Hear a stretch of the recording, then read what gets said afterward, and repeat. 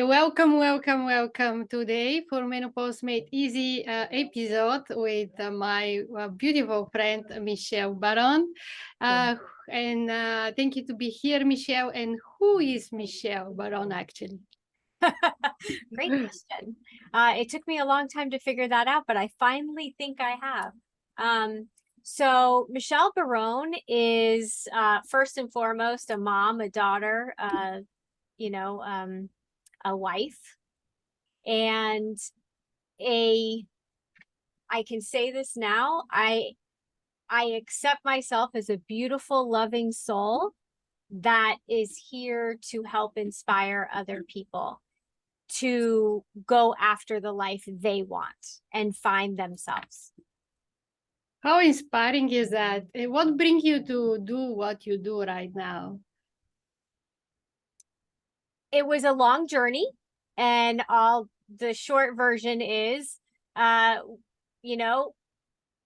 thought I'd want to do anything other than just be a mom and a wife, and found myself in a situation with my daughter battling cancer at 3 that made me realize that this lioness comes out, and being that lioness and that advocate was where I found my calling, and helping her with her journey and her fight led me to a career, led me to unlocking so many different doors for me, and ultimately for her as well. She's a survivor, thank God. So just going on that journey has brought me from one thing to another, and being able to turn around, look back, and acknowledge all of the lessons and see that. And it's a long road. It took me a while to get here, but through a lot of coaching and a lot of inner work, I can say that I've finally arrived home in myself. Yeah. Did you have any experience with menopause or premenopause that it's related to it? Well, according to the tests, yes. I don't know if it's menopause, postmenopause, I don't know. That's my key. That's the magic to how I have proceeded down this path of being a wise woman, as I like to say, is that I don't give it much credence. I don't think it's just another thing, another phase that our bodies go through as women. And so I've kind of not given it any attention. Right. As I know many it's other there. do. Right. I know it's there because I know it's there because my husband and my daughter wear sweatshirts at night to bed. So I know that it's there. I know that it's happening. I just am finding the positive aspects in becoming a wiser woman. How it look like to become a wiser woman? I think that it looks good on me. I think that it feels really good to not be weighed down and worrying, right? Because that's what so many of us do, is worry all the time. Oh my gosh, the clock is ticking. I'm getting closer and closer. And I know I'm going to start feeling things. And I'm not discounting what people feel at all. This is what works for me. And I was scared to death because I watched my mom go through it. I watched her get hormone replacement. I watched her probably gain 20 pounds, a woman who was always, a stick, and watched her self-esteem and confidence dwindle and then have to rebuild.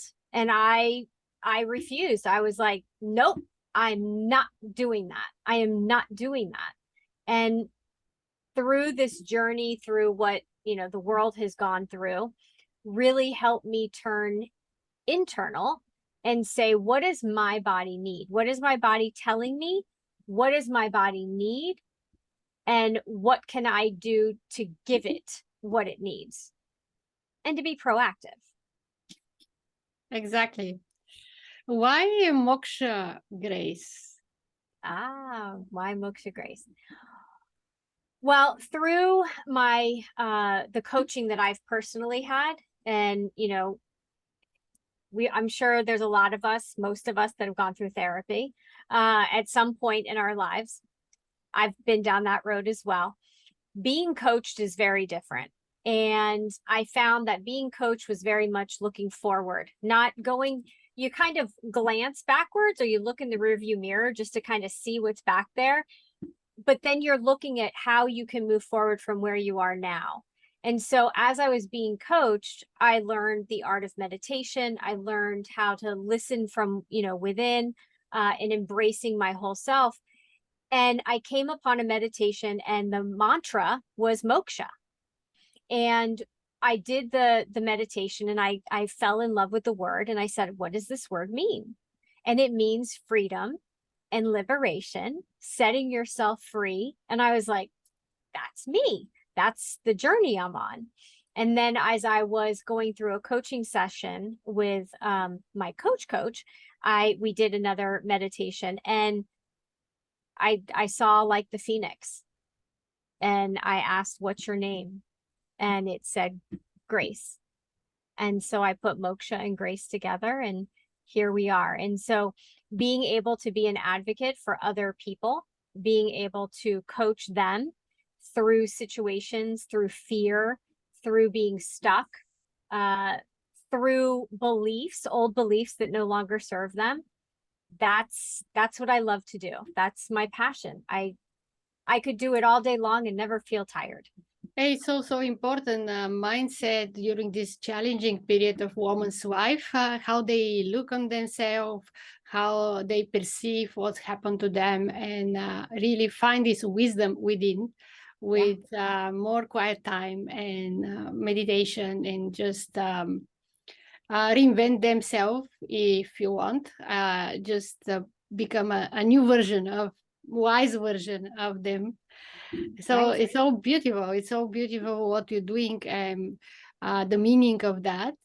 So how the self-care routine help with all you do, with everything you do? My favorite topic.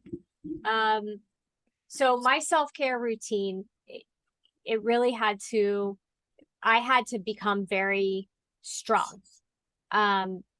Married to an Italian who is the stereotypical Italian, love him to death. We've been together for 37 years, likes his attention. And me wanting to meditate, me wanting to stop the whole house and say, I need time, was not going to happen unless I put my foot down, unless I said that I'm important enough to give myself time. And so I did compromise, and I found a time when I wouldn't feel like I was letting anyone else down, and that I wouldn't be missed. And so I choose to wake up earlier. I wake up at 5:55 every day. I put some drops in my eyes and brush my hair just enough so I'm awake. And then I go sit, and I sit for meditation anywhere between 15 minutes to an hour, just depending on what meditation I decide to do that day. But what I believe is that when we set ourselves up and pre-meditate for the day, we're starting the day way up here, versus rolling out of the bed, not taking care of ourselves, and rolling out of the bed and we're down here energetically. And then as soon as something happens, we stub our toe, we burn the toast, the kids are whining, we burn breakfast. We just go down and down and down. But if we start higher, then it's not as far as a fall. And then you can rebound much quicker. So I think so too. Yeah, I think so too. That when you are not grounded, it's you're easily overreact. Yes. And it's prone to take things personally, and a woman is in general more like emotional, right? Yes, So it's yes. very, very important to take this me time for Mm-hmm. yourself. I always preach that. Mm-hmm. Take your time in the morning, in the evening, during the day, just a few minutes to tune inside and connect with yourself, to your soul, and you're gonna respond in much better way Yes. in the world around us, right? Well, and you know what I tell, you know, I talk to a lot of people, not just women, but a lot of people, and they'll say, "But I don't have time." And then I challenge them and say, "Did you brush your teeth today? Did you take a shower? Would you greet anybody without brushing your teeth? No, because your breath, your morning breath is going to travel. Well, our energy does the same thing. And so if we're not taking care of our energy, our inner body, we take care of our outer body, let's take care of our inner body. Because when we greet somebody, our energy is exchanged. And you don't want it to be morning breath, spirit and soul. You want to be able to brush it and make it nice and fresh and clean and, you know, as high vibing as possible. So there is some, you know, you can stack, and I'm sure you know this, you can stack your activities. So meditation doesn't have to be sitting with your spine erect and just not moving. You can go walking. You could do yoga and meditate at the same time. One of my favorites in the evening, let go of your day, meditate. If you're doing the dishes, meditate, let the water be your energy, just all the stuff you want to let go, watch it go down the drain, you know. And so you can stack it. You can do a dance meditation, you can sit outside, you know, and ground yourself. So there's so many things. And I just think that if women get in the habit of doing it before perimenopause, before menopause, they're going to be able to come into and perimenopause and menopause itself in a different energetic mode, and therefore your body's going to respond differently. That's the way I believe. I too, me too. Actually, I believe the same thing. So we are in the same page, Yes. definitely. So vibration energy is very important. How you set up the day, it's in the beginning when you start your day. It's gonna dictate how it's gonna be during the day. Your relationship, your interaction, how you show up, and all that. So what you suggest if you people say, I don't know how to meditate, I cannot meditate, my mind always racing and thinking, I cannot calm the mind. So what you can Well, say? well, you're talking to somebody who, you know, has that ADHD diagnosis, if it's even a real thing. Everybody used to say I have shiny object syndrome. I'm constantly, you know, looking. And I think that what was the hardest part for me is I thought there were rules. I thought that in meditation, you had to be very strict with yourself, shut your mind down. And what's actually helped me is those meditations where they go, the thoughts are going to come, welcome them in. Just don't pay them attention. Similar to my, you know, thoughts on menopause. It's going to come in, but don't focus on it. Let the words just pass you by. I did a meditation that was be the blue sky, and it's always stuck with me. And it's your thoughts are just the clouds. You're the sky. Your thoughts are the clouds. Just let them pass. You don't yell at the clouds. Wait, stop. I want to talk with you. You don't do that. You just let them glide. And so if we can learn to do that and allow ourselves to do that, because it's a little different, right? We don't have to give everything attention. We can just observe, just let them float. Yeah, just bring yourself in the present moment where everything happened and breathe. Connect Yes, with your breath and just be in the present moment. That's the key, I think. I Uh, agree. I agree. so let's talk about the mindset. Okay. Why is so important the mindset during this transition period of women's life? I don't know about you, but the word mindset, I love the word mindset. However, the more I think about it, I want to almost say it's like your heart set, right? Because your mind is thinking, your heart is feeling. So if we're in the right feeling space, then we can do anything. We can be all powerful and work through anything. Um, And so mindset, heart set, it's all about beliefs, and it's what you let in. And is it your belief, or is it what someone else is telling you? So similar to my father-in-law, may he rest in peace, just passed Mother's Day. And when he was diagnosed with cancer 3.5 years ago, 4 years ago, they told him all of the symptoms. This is what you're going to feel. Here's the medications. And he was like, I don't want to see that, Mr. Italian. I don't want to see that BS. I don't even, I don't want to hear about it. He never missed a day of life. Like, he never stayed in bed. He never felt bad. Or if he did feel bad, he just like, oh, I must have eaten some bad marinade, or, what. He never equated it to he never blamed it on the cancer. Like, it was just, this is what it is. And if he needed to take a nap, he took a nap. He didn't label it. He didn't make it a big deal. And so and then I had another relative that really bought into every symptom that he, side effect he could feel. And sure enough, you manifest it. And so sometimes I think it's better not to know, not to do WebMD, not become, the doctor of the internet and go diving into everything. Listen to your body and be intuitive. Same with eating, same with, feeling the effects of menopause. Be intuitive and trust what your body, what your heart is telling you. And you can't go wrong. But you have to be in tune with it, and you have to give you and your body that space, that your heart, that space that you're listening, and that it can trust you to listen. And so I think that's why mindset, heart set is so important. I love that. I love that. It's really, really important to listen to your body, what they want to say to you, and how to treat the body and yourself.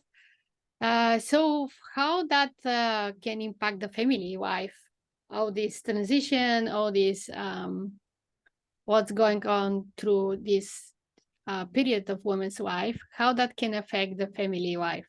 Yeah, I think that's a great question. And, it's been interesting in my family because with my daughter being a cancer survivor, she actually, basically, her body went through menopause when she was 6. So we've been dealing with the house being colder, the night sweats and the hot flashes, the mood swings. And so I think that we were lucky in that sense that we had learned to understand that it's just your body reacting to what it's going through, right? A different phase. And so I think that when it became my turn, it was kind of like, okay, but a lot of times I hear now that she's 27, like, now you know what I've been going through for all these years. And so, my husband's gotten used to it. You do have to compromise with things. I mean, if it's like a meat locker in the house, then, sometimes you got to dial it back, or dial it up, I should say, and just respect each other. Respect each other, respect what each other's going through. Listen, men go through stuff too. They go through hormone changes. We don't really talk about that. We call it midlife crisis, but it's hormonal too. And when we respect each other and we're in tune with everybody in the family because we give each other space, then we can notice. We can notice where everybody is and respect them and give them the space that they need and be there for them. You can't change it. You can't fix it, but you can be there. Be, right? That's exactly what you said. Being in the moment. Wonderful. And who can you trust with your health? Oh boy, that's a loaded question. Who can you trust? For me, myself. I know when I need to reach out to the doctor. I have a primary care, and I have a GYN, a new one that actually listens to me and doesn't tell me, oh no, you can't possibly be feeling that. And that was a big part of what I did in healthcare, you know, corporate healthcare, was help patients and families speak up for themselves and gain respect as being part of the healthcare team. And so making sure that you're with the right practitioners, making sure that they're practitioners that believe in what you believe in. You know, I walked in and I saw my doctor and she said, "Oh my gosh, I love your crystals. What's this one? What's it? Oh, is that this one?" We're aligned. If it was somebody that went, "Oh, what, you know, what's that?" It just, it's off-putting. And if they don't align with you, then maybe you're in the wrong place.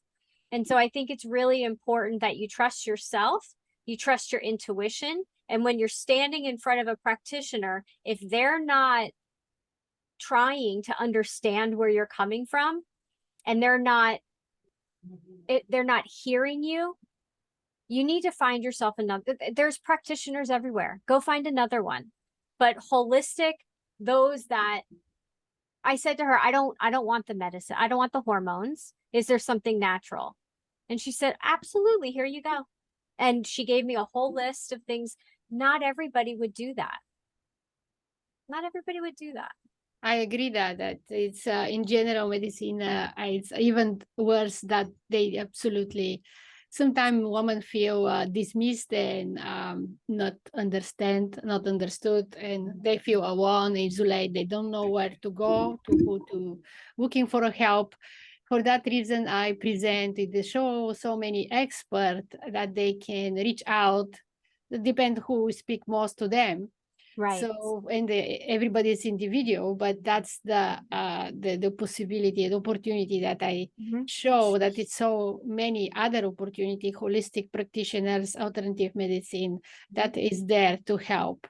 Yeah, Yes. absolutely. And it's not just the practitioners that need to respect you and understand what you believe in and that you're listening from within. It's also your family and your friends. You know, how many times does a family member or a friend say, "Oh, you shouldn't do it this way, you should do it that way"?